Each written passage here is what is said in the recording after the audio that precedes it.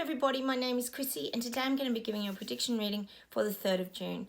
Now, if you're new to my channel, I just let my guides channel through to you. So we'll just get started and we'll see what comes up.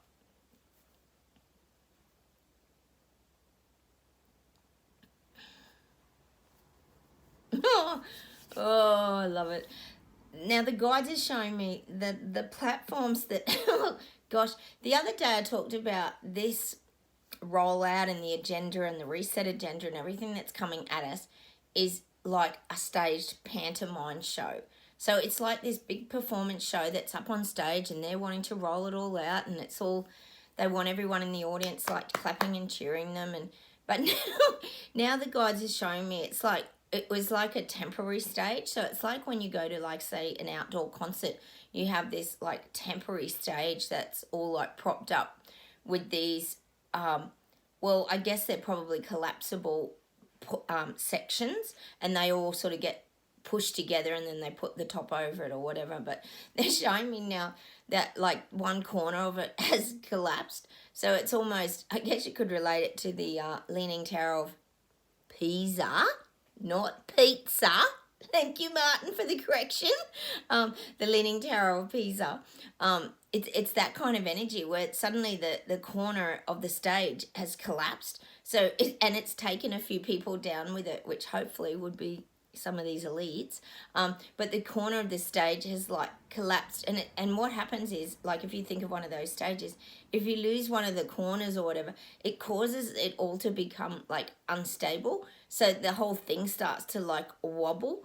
So, you know, and look, to be honest, their pandemic treaty, I don't know if you've heard, but it's come to like a bit of a grinding halt. It's been stopped in its tracks because not enough countries must have connected with it. They were going to put us in it though. Australia was going to think it was a great idea, and I'm sure Canada was too, and many of you other countries, but a lot stood up against this because of the experiences they've had. So I think Africa was one of the ones that really stood up, in India and these populated countries, but it has been put on hold, and they've had to go and reassess and come up with another plan, which again, they've been given another detour in this rolling out of their agenda.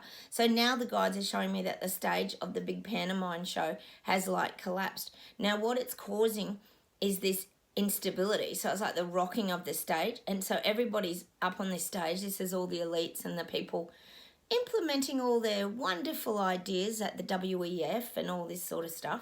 And things are becoming a little unstable. And this is great because even with this treaty being put on hold, that drags this out. Again, it gives time for people to wake up and go, what? What's a pandemic treaty? This is fantastic. Like I always say, the longer we can hold things off, the more that people see it and start to wake up. So these people are now starting to get very shaky up on the stage. And it's like they've all like, well, they haven't come to a complete stop, but they've had to kind of get their footing again, is probably what I'm saying. And so they'll start to have these meetings again, and they'll start to reassess again, and they have to come up with another plan again. So, gosh, it's never ending, isn't it? So I've got this definitely collapsing of the stage corner, and that's a good thing because that's putting them off their plan. Their plan's not just going smooth and everybody's like out there swaying and cheering in the crowd like this, like it's a great concert show. None of that's happening. People are like in the audience going, oh, like, because the stage is collapsing and people are falling off. They're like, oh, they've gone into that real shock, like, what's happening? And that, it's almost, the energy they're giving me is like that mass panic and fear that comes over people. And this is in the audience watching the agenda rolling out. There's now starting to be this kind of mass panic and fear and dread and overwhelm and anxiety, all those emotions that go with when reality hits you in the face. These are the kind of emotions that you're dealing with. And that's why I always talk about being very careful where to position yourself during these sort of next few months, because there's a lot going on, and we know there's a lot going on, all right. But this is what's kind of happening. The stage is kind of collapsing on them, and everything isn't just going smoothly and going to plan. And I think I said that yesterday. I've said it for a while now. Things in the reset and that aren't just rolling out to perfection. they've had to, we've all moved the hurdles, like I said the other week, we've moved the hurdles over in front of them and they're having to climb over them. This is government and parliamentary leaders and the elites and the people in power. So here's a classic example of that treaty being stopped in its tracks. Now they've got another hurdle that they've got to go over because they still really want to push, don't even doubt it, they still want to push this treaty. Bad idea, as we all know. But, oh no, not according to them, because they'll get full control of the globe's health, and that's what they're wanting, and everything else, as we know, won't just be the health. I'll see what else we get today, but, you know, we've got to always take these things as a positive, because that's a huge positive for us, people sort of fighting back against all this nonsense and garbage. That's a very positive thing, that now it gives people more time to see things again. I'll see what else we get today. Oh, they're showing me like, they're saying, the guides are saying like these villains are really running around now trying to almost get people under their cape. So they're showing me this like visual of like a vampire, and he's quite cunning, quite sneaky, and he's got his cape and he's like walking down the street and he's like putting his cape around people and enticing them. You know, it's almost like you think of any vampire show, which isn't very hard, there's so many out there, any vampire show, when they need their blood, and this is like just an analogy, when they need their blood, they look for a victim. So they'll always, you know, it might be on Vampire Diaries or, what's that show? Oh, gosh, Breaking Dawn, that, oh, gosh. Oh, I've gone blank now. But if any vampire movie, they put their sort of arm around the person, or their cloak in this case, and they take them off into some dark alley, and then suddenly they and all the teeth come out, and they bite the person on the neck, and it's just all it's just they become a victim basically. So this is what I'm visually getting from the guides today. Twilight, was that the movie? Oh, I've gone blank. You all know it anyway. And they this is how they do it. They coerce people. So again, I feel like these elites and these leaders are really, it's saying, the guides are saying they're like blood-sucking monsters actually, because they're taking all people's life from them. So when you think of someone, these are just analogies, if somebody sucks all the blood out of you, you're pretty much dead. Well, this is kind of what they're doing to people. They're sucking the life out of them, not literally sucking the blood, but they're sucking the life out of them through their finances. People can hardly put a roof over their head. There's people living in tents. There's food shortages, or so they're saying. There probably isn't, because they seem to be dumping a lot of it, don't they? This is how they're doing it. They're sucking the life out of everybody, and this is how they're sort of trying to coerce everybody, because they're making them feel powerless. And this is what happened in the beginning when they first brought out the CV virus. They made people feel very powerless, like they were the only ones with the solutions, and that you had to follow that narrative or you were never going to survive. You were never going to make it through. So this is again what I'm getting back to again. They're villains. And this is what the guides are saying. They're very cunning, they're very manipulative, and these people in parliament, government, these are the corrupt ones. I know not all of them are, but gosh, a hell of a lot of them are, aren't they? These are villains playing a part, just like a vampire. They're very, they're doing a lot of things like by stealth, implementing things, trying to reach their goals by stealth. They're very sneaky and they're very cunning, and they're sucking the life out of people, which we know they've been doing for a couple of years now. So that's a visual image that I'm getting about these tyrants, is that they're like vampires. Gosh, we couldn't make a new movie, couldn't we? This is a vampire movie where they take everybody off into the alley and suck them of their life and livelihoods. And well, this is the image that I'm getting today. They are real tyrants. And the guides, they're funny, aren't they? They're saying it's time to get out your garlic and your crosses and be prepared to to hold it up against these leaders and that. And look, this is probably what the guides I think are saying today. There are ways to fight back. Like, I mean, they're really simple things if you think about it. I know if you think about garlic and just holding up a cross or whatever is, and having a wooden stake and all that is enough to scare off a vampire. The guides are kind of saying, you know, we do have the tools and we have the ability to stand up to these tyrants, and that's really what the message is today. And this is for everybody watching my videos, we don't have to stand here and take it and be sucked of our life and have no life and stop living and do exactly as we're told. The guides are saying often it's the simple methods like our voices. Sorry about my throat today. I'm actually just jammed up because I'm talking to you and we're trying to get everything out. And sometimes my guides feed me very quickly and I can't get the information out. So what the guys are saying is sometimes it's in the simple things that we can fight back. And I think we've all learnt those experiences over here. And if you're currently living in Terra Bella or you go behind the fence, sometimes we know the things, we know how to go back and fight, we know how to fight back against these tyrants or these vampires, you could call them, that are trying to build their like community and kind of take over the world. If anybody's seen the originals, which is a follow-on, I think, from Vampire Diary, you know, the vampires try to take over New Orleans and they become this big entity that sort of dominates and people live around them. But, you know, we can still, what they're kind of saying, the guys, I guess, in that situation is we can still kind of integrate, but we can still choose our own path. Like, we don't have to become a vampire just, you know, just because they're trying to drag us into this life that we don't want. It doesn't mean we have to choose it, because we can at any time have the garlic and the cross. So this is kind of the message the guides are giving me. Sometimes it's a simple fix just to protect yourself. And, you know, we use our fence and we look out like Wilson at the fence, and that's how we protect ourselves. And sometimes we have to, you know, shut the gate and be aware of our surroundings and what's going on.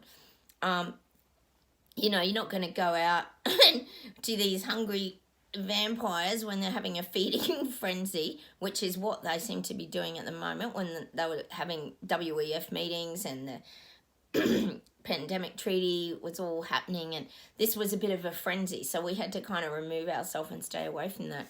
But like the guides are saying, we can still fight back. There are tools and ways to fight back. And people, I know in Canada, you signed the pandemic treaties. A lot of us here spread information really quickly. I put heaps, I know you guys would have, on the WEF. Look, this is happening in Davos. Look at this. Do you know this is what they're trying to implement into your life? We spread the information, you know. These are the kind of things that are what the guides are kind of showing me are equivalent to that, you know, cross, say no to the treaty, you know. Spreading information is like spreading out the garlic. Here, have a piece of garlic. Hang this around your neck. That's letting people know about information so they can then protect themselves. So this is kind of the analogy the guides are giving me today, that there's always ways to fight back and to push back against government. They don't rule sort of the kingdom, or they think they do. In the originals, the show The Originals, they think they own the whole of New Orleans. But this is what I'm getting with that vampire comparison. They're sucking everybody of life. I'll see what else we get today.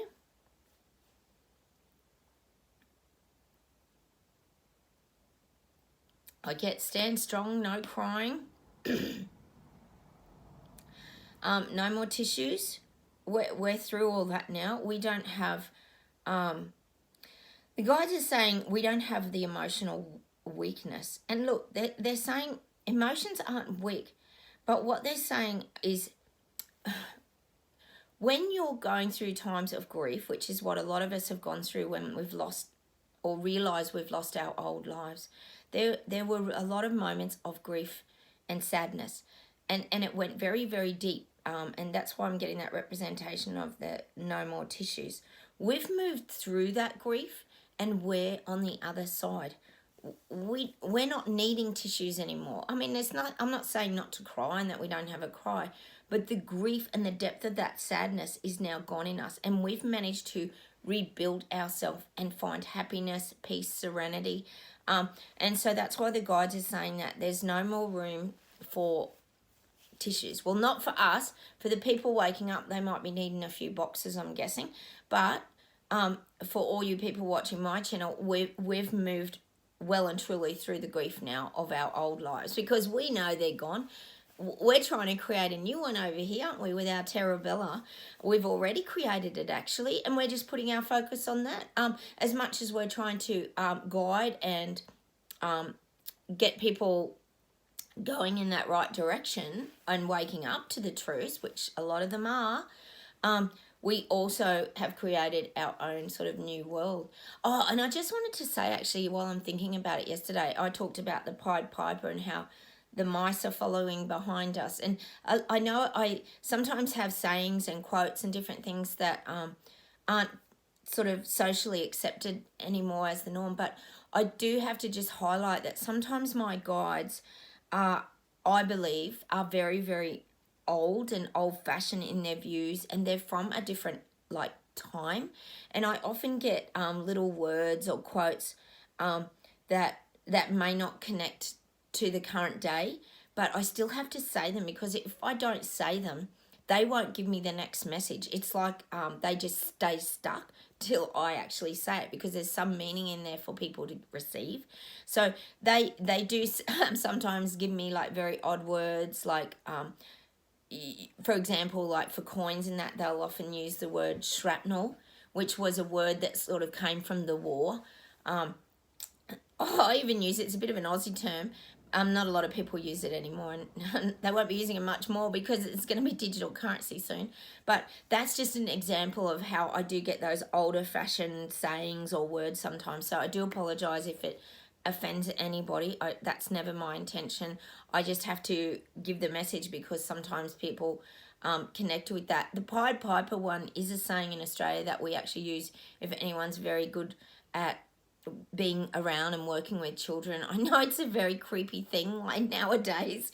Oh God, it just is terrible. But for back in the day, that just meant you were very good, because you could get children to follow behind you.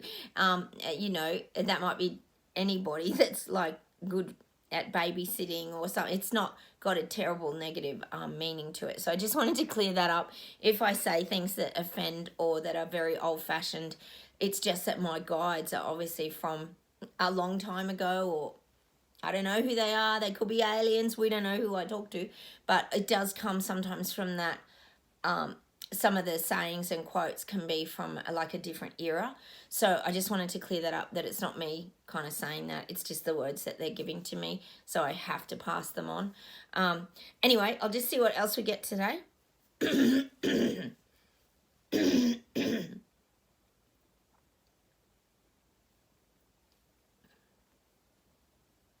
Now I'm getting that the world is really transforming. So they're currently showing me like an oyster, and an oyster takes a very long time to develop a pearl, and that's the image that they're giving me today. Like, oh, if only we could speak all our truth, hey. What they're saying to me is that there's always beauty inside. Like if you look at an oyster, it's not real attractive, is it? It's kind of, it's all rough, and it's often got little barnacles on it.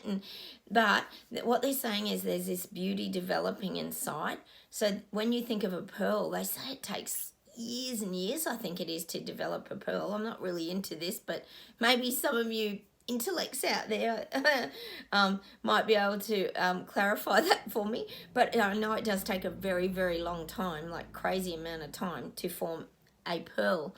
And this is what I'm actually getting, is that inside this, what appears to be like sort of rough, grubby exterior, can be real beauty inside. So this is kind of the message that I'm getting at the moment, is about this world waking up and starting to advance in their thinking. This is about the advancing of the soul. So the pearl kind of represents to me the soul, and the way it's emerging, like it's it's unfolding into this beautiful, unique specimen is kind of what I'm getting. So look, we know this is a process, and I don't even know how long this is all going to take. I told you it could go well into 2023, all this nonsense. But inside this oyster, if we think of the world as an oyster, it's building like a pearl. So it's by shedding all that old energy, old hurts, old pains, things from people's past, that it's now starting to form and create this beautiful pearl. And don't they talk about the pearls, it's the pearl of wisdom or something? There's some quote like that. I know there is. The guides are saying something about a pearl of wisdom. I'm not quite sure. Maybe because I know what they're actually saying. They're actually saying that because the pearl takes so long, it's like anything, the longer you've been on this earth, you end up with a lot of wisdom to a certain degree. Sometimes they slip back into their childhood memories, but you gain a lot of wisdom as you go along the journey of life. So this is what the pearl represents. The pearl represents wisdom. And I'll just see if there's any closing messages today, but that's where the world is headed. We're gaining more wisdom from these experiences that we're currently going through. And that's everybody. That's us. That's the people waking up. Gosh, I think the people in the mass psychosis, maybe they're gaining wisdom in their own weird sort of way. I'm not quite sure what they're gaining from it. But anyway, I won't go down that road. I'll just see if there's any closing messages today. Yeah, the guys are saying keep the fires burning. So stoke your fire. That's the message I'm getting today.